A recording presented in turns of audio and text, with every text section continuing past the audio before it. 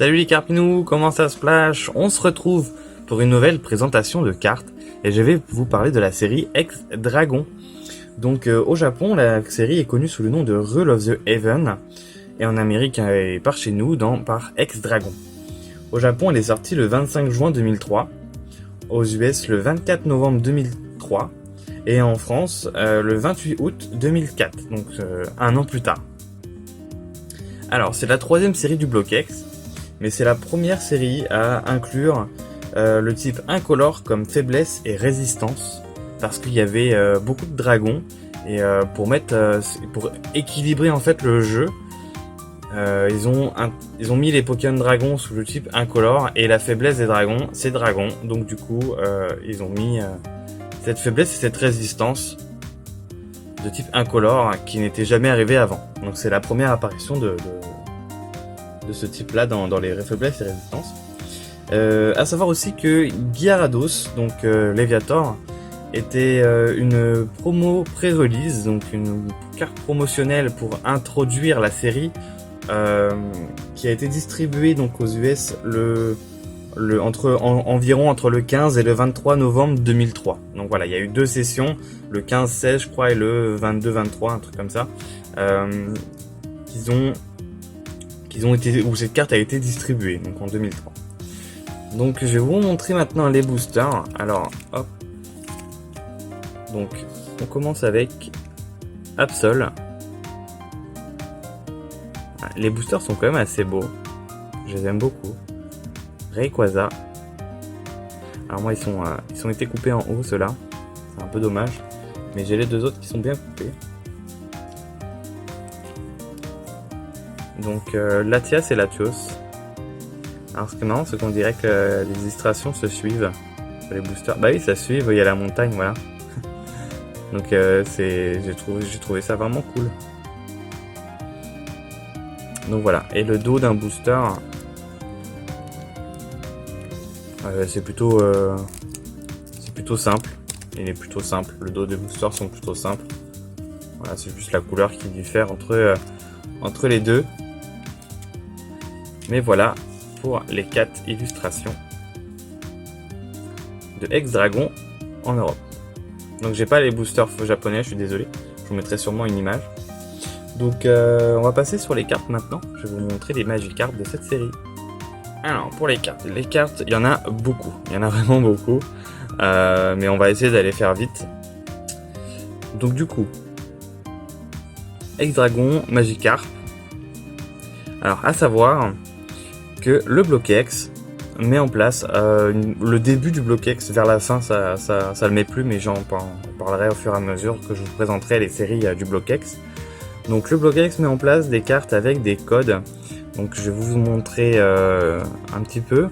Voilà, en bas il y a des codes, voilà. Donc c'est 3 fois 6 caractères, 3 fois 3 caractères, pardon. Donc les trois derniers caractères peuvent avoir une variante. Cette variante, je ne sais pas vraiment pourquoi elle est là. Peut-être par rapport à la sortie des boosters, des planches d'impression, je sais pas trop, mais il y a des variantes. Donc par exemple, voilà, hop, hop, vous voyez, les codes c'est pas les mêmes pour la même carte. Donc E39, 5QX, 6XZ et QW1. Donc ça c'est la chose à savoir. Donc en japonais il existe 4 codes. 4 codes différents parce qu'il n'y a pas de reverse. Donc il y a 4 codes donc en édition 1 et forcément 4 codes en édition 2. Donc voilà les 4 premiers codes en édition 1. Voilà. Suivi des 4 mêmes codes en édition 2. Donc en Unlimited. Voilà, donc j'ai la chance, je possède toutes les variantes japonaises. Maintenant on va passer aux cartes européennes. Les cartes européennes donc de X-Dragon en US. Donc ça c'est Reverse US. Et on remarque qu'il y a le symbole E-Rider. Parce que effectivement les premières séries du bloc X étaient aussi des séries E-Rider qui permettaient d'avoir des entrées Pokédex dans le jeu Ruby Saphir. Donc là il y a la petite barre de code. Donc en Jap, il y a pas c'est pas des E-Rider en Jap, mais en US, oui. Mais voilà, que en US. Donc du coup, là c'est les codes, donc les codes B1B.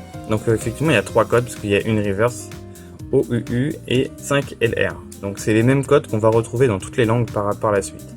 5LR. Alors je voulais ajouter une chose par rapport à cette carte, par rapport au fait qu'on puisse la scanner en fait dans une machine E-Rider. En fait, si on la scanne dans la version Ruby, il est dit Magikarp est une excuse pathétique pour un Pokémon qui ne peut que flopper et éclabousser. Ce comportement a incité les scientifiques à entreprendre des recherches à ce sujet. Voilà, je voulais rajouter cette petite chose que j'ai oublié de mettre dans la vidéo. Allez. Ensuite, on est sur du français. Donc les reverses françaises. Donc c'est la reverse classique qu'on va retrouver sur les autres langues. Donc là, c'est des cartes vraiment classiques. C'est plus du tout des riders. Et pareil, les codes en reverse sont toujours les mêmes. Par contre, ce n'est pas forcément les mêmes codes en Jap. Voilà, donc on retrouve toujours le même code en bas à chaque fois.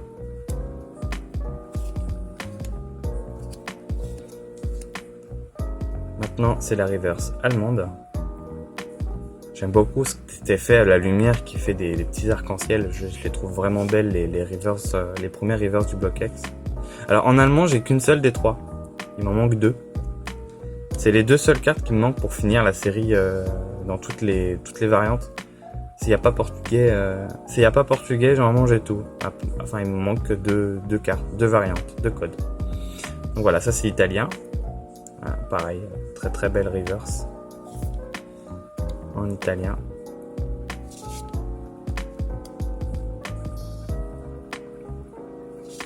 Voilà, tous les variantes de code. Et pour finir, le petit bonus. Alors, une fausse carte. Cette fausse carte, on la remarque. Déjà, la police d'écriture, elle est vraiment pas comme les autres. C'est une anglaise qui n'est pas E-Rider. La position vraiment toutes les affaires sont vraiment pas présentées comme une autre. Vous voyez, les petits points là, ils sont pas. Le base, il y est pas. Il y a vraiment beaucoup de détails qui fait que c'est vraiment différent. La présentation, on dirait même que c'est une présentation d'une carte d'un autre bloc et pas du tout du bloc X. D'ailleurs, elle est sortie en 2016. Voilà. Donc ça montre bien, c'est l'illustration du bloc X, mais en 2016, le bloc X, ça fait un bon moment que c'est plus édité. Donc au niveau du dos, comme d'habitude, ça se voit tout de suite, ça se voit vraiment tout de suite la différence. Et la taille, là, je pense qu'elle est correcte. Voilà, ça c'est une taille correcte, ça arrive.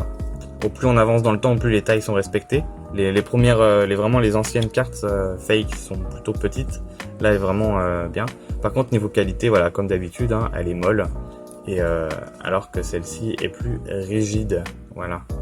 On le sent tout de suite au toucher qu'il y a une différence.